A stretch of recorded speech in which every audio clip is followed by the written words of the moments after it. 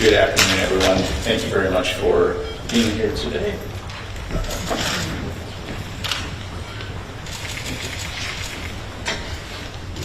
It's my pleasure to introduce Secretary of Defense Lloyd Austin III. The Secretary will deliver opening remarks, and then we'll have time for just a few questions.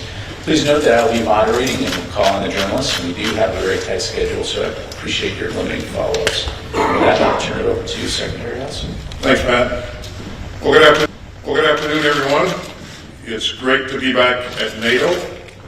Let me thank the Secretary General for gathering all of us and for his steadfast leadership of this alliance during historic and challenging times. First, on behalf of the United States, let me again express my deepest condolences to our NATO ally, Turkey, to the people of Turkey and Syria, and to all who are mourning and suffering after last week's devastating earthquake. I know that all of our hearts are with the families of the victims, and we'll continue to work closely with our Turkish allies to meet their most urgent needs and to try to ease the terrible suffering in the region. Now let me turn to some of the other business that we discussed today. It's been nearly 1 year since Russia's cruel and unprovoked invasion of Ukraine, and nearly a year since Putin's reckless war of choice plunged Europe into its worst security crisis since the end of World War II. And the outcome of this tragic and unnecessary war is profoundly important to Ukrainian security, European security, and to global security. Putin didn't just assault a peaceful and sovereign and democratic UN member state. He also threatened the hard-won system of rules and rights that has made Europe stronger and safer for more than 7 decades. But things haven't gone the way that the Kremlin planned. Putin expected Ukraine to surrender, and he expected the world to submit. History will record something very different. History will remember the courage of the Ukrainian people. And history will remember the determination and strength of the NATO alliance. Almost a year after Russia's imperial invasion of Ukraine, NATO is more unified and more resolute than ever. We are determined to stand with Ukraine's brave defenders for as long as it takes. And we are also determined to protect every inch of NATO territory. Putin's flagrant aggression has changed the security environment for every member of this alliance and for countries around the world. You could see the scope of the global response again yesterday, when some 50 nations of goodwill gathered for the 9th meeting of the Ukraine Defense Contact Group. And these challenges were an important part of this NATO ministerial. We talked today about how to ensure that NATO remains prepared to confront the dangers ahead. At the Madrid summit in June, NATO leaders agreed on a fundamental shift in our collective defense and deterrence. We are strengthening our capabilities for the long term to deter and defend against all threats across all domains. We're upgrading our defense plans and putting more forces at higher levels of readiness. Today we discuss the progress that we've made since Madrid and our ongoing work as we move towards the Vilnius summit in July. In Vilnius, our leaders will agree on a new defense investment pledge to ensure that the alliance has the resources to carry out these new plans. We had productive conversations about that pledge, and we look forward to working with our valued allies to ensure that we all do even more to invest in our shared security. We also discussed our progress in building up ammunition stockpiles and boosting defense industrial capacity. And NATO allies have dug deep over the past year, and both President Biden and I are deeply grateful. But we still have much more to do. Even as we rush to support Ukraine in the critical months ahead, we must all replenish our stockpiles to strengthen our deterrence and defense for the long term. Now, this alliance has always drawn strength from its shared devotion to the values of freedom, democracy, and human rights.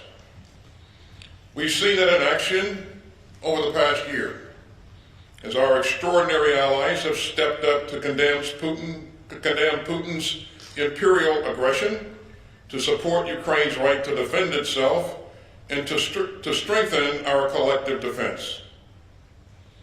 We will not be drawn into Putin's war of choice, but we will never waver in carrying out NATO's preeminent task. And that task is to defend this great alliance's people and their territory. America's commitment to that core mission is unflinching. America's commitment to Article 5 is ironclad. And we're proud to work alongside our NATO allies to defend the forces of freedom and to build a safer world. So thank you very much, and I'll take a few questions. Thank you, Mr. Secretary. Our first question will go to Tom Secretary Redstone. Thank you. Good afternoon, Mr. Secretary. Sir, in 1914, as troops invading France moved through this very region, those in charge of the defense in Paris scrambled to rush men and materiel to blunt that offensive. They had little time to react and threw everything they could, including taxicabs, to get what was needed into the fight to counter that offensive, and they succeeded. Now, from NATO Secretary General on down, many here have acknowledged that the Russians have either started or will soon begin an offensive of some proportion before the Ukrainians can do the same. So a similar scramble seems to be looming. Yesterday, you outlined a deep and wide range of military support pledged to Ukraine. You just mentioned it again today. But with ports jammed and railways clogged with some production off pace, how certain are you that this support will get to Ukraine in time? Or, as you just said in your opening remarks, how will history record something very differently? Thank you. Thanks, Tom. What we're seeing from Russia is continues to pour large numbers of additional people into the fight.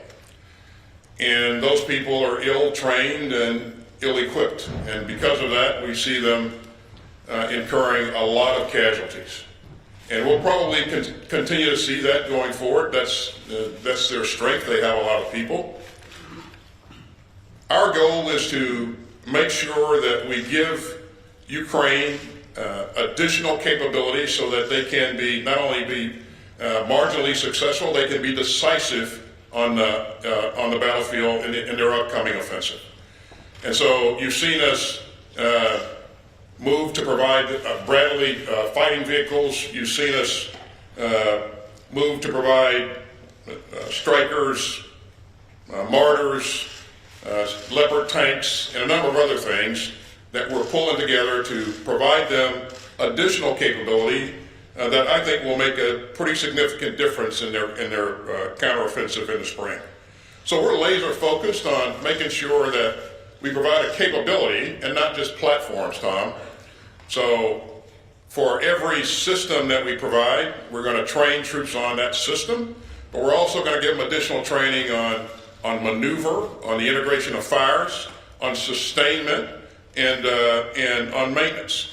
And so with that additional capability, better trained troops, platforms that can perform a lot better in this environment, I think they'll have a real good chance at making a pretty significant difference on the battlefield and establishing the initiative and being able to exploit that initiative going forward. Thank you, sir. Our next question will go to David Bote, Sveriges Television. Thank you, Secretary Austin. David Boati from Swedish Public Television. Regarding the accession process, do you predict that both Sweden and Finland will be members at the summit this summer? And is there something the United States can do to help make that happen? Well, I certainly hope that they will, David, and I know that all of my colleagues feel the same way. They are ready to join now, and these are two countries that are highly capable, that bring a lot of value to the alliance once they join.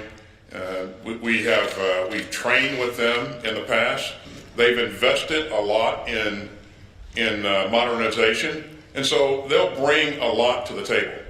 Now, when and how they join will be really up to the leadership of both of those countries, and I know that their leadership is leaning forward, and so we'll see what happens. I won't hazard to predict. I would just tell you that I know all of my colleagues are with me in saying that we'd like to see them join as soon as possible.